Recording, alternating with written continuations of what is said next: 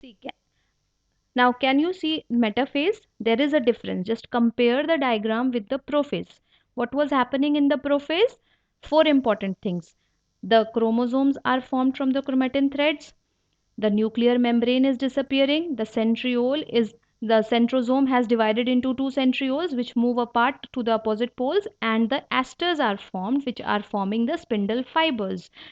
Okay, so that was it. See the diagram here. Now coming on to the next diagram, compare it. Here the cell is a bit elongated. You can see the circle is being lost. Why? Because of the polarity. The centrosomes, the centrioles have moved to the opposite poles here and here. And what will happen? What other thing will happen in the metaphase? In metaphase, there is an organization you can see. Now the nuclear membrane has totally disappeared, but the chromosomes are very disciplined. They are arranging themselves at the center. Okay, they are arranging themselves on what we call as equatorial plane. Equatorial plane is the keyword here. Clear? So one important thing I've told you in metaphase, that the chromosomes become disciplined. They are arranging themselves at the equatorial plane. The second important thing, you can see the green colored spindle fibers being formed from the centrioles. These spindle fibers are going and attaching with the chromosomes at the centromere. Clear? See, at the centromere, spindle fiber is attaching the chromosomes. Okay, in each chromosome you can see. Of course, there will be different spindle fibers which are running across also without joining, but then there are certain spindle fibers which are going and attaching themselves to the centromere. Clear? So these two important things take place in metaphase. First, equatorial arrangement of the chromosomes at the equatorial plane, and second, attachment of the spindle fibers to the centromere of the chromosomes. Okay, so here metaphase ends. Remember the diagram. These kind of diagrams are very important, and they generally been asked in the exam. Moving forward to the next. What will be the next phase? P mat. I told you. So P prophase, then metaphase. So next phase will be A. A for anaphase. An anaphase is a lengthier, you can say. It can be depicted by more than one diagrams. So we are differentiating it into two parts: early anaphase and late anaphase. So let us study in this diagram. What you are seeing in this diagram, the chromosomes are separated.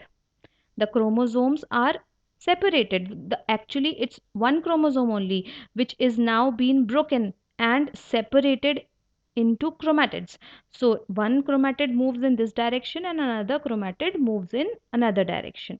You can see it is attached with the spindle fiber from the centromere. So it is pulled apart by the shrinking of the spindle fibers. Just like you put an anchor on something and try to pull it. Okay, so when we pull something, what happens? It forms a V-shaped structure in this particular fashion. Drawing this shape of the chromosome of the chromatids is very important in the early anaphase. Okay, why? Because when something is being pulled, just apply your common sense here, beta. When something is being pulled from the center, of course these portions will be dragged behind, so they will form a V-shaped structure. Clear? A V-shaped structure. Clear?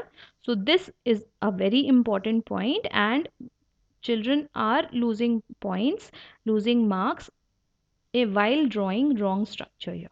Okay, so what happens in anaphase?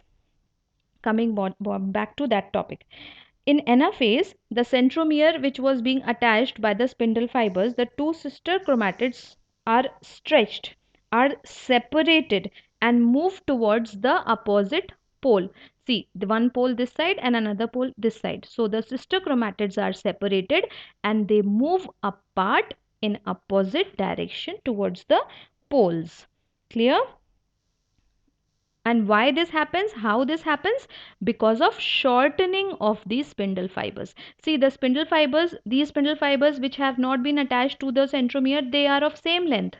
They have not been reduced in size. They have not been shortened. But the only spindle fibers which are attached to the chromatids are shortened, and when once they are shortened, they are pulling back the chromatids towards the opposite pole. So here the early anaphase ends. Coming on to the late anaphase. See, just compare. I am comparing, just you also compare early anaphase diagram, then late anaphase diagram. The difference is here what happens, the spindle fibers, the spindle fibers are actually condensed, are shortened, and the chromatids, sister chromatids, have moved to the opposite poles. Clear? And a furrow, this kind of furrow for the cell division, has started to appear at the periphery. This is a very important factor here. A furrow starts in the cell membrane. The cell membrane shows the furrow generation. Okay, and this is a characteristic factor of animal cells. Clear? This is a very important factor, that the furrow starts to develop in the late anaphase from the periphery to the center. So this furrow will keep on going and going down, keep on deepening, and finally they meet and divide the cell into two. Okay, so this is late anaphase. What has happened in the late anaphase? The furrow has appeared. Clear? Okay, just compare the diagram once more. Early anaphase, they have started moving apart, and late anaphase, they have almost reached to the poles and a furrow has appeared. Again, I am changing the diagram. Just see. Early anaphase, noted all the points, and late anaphase. Note all the points. Clear? Okay.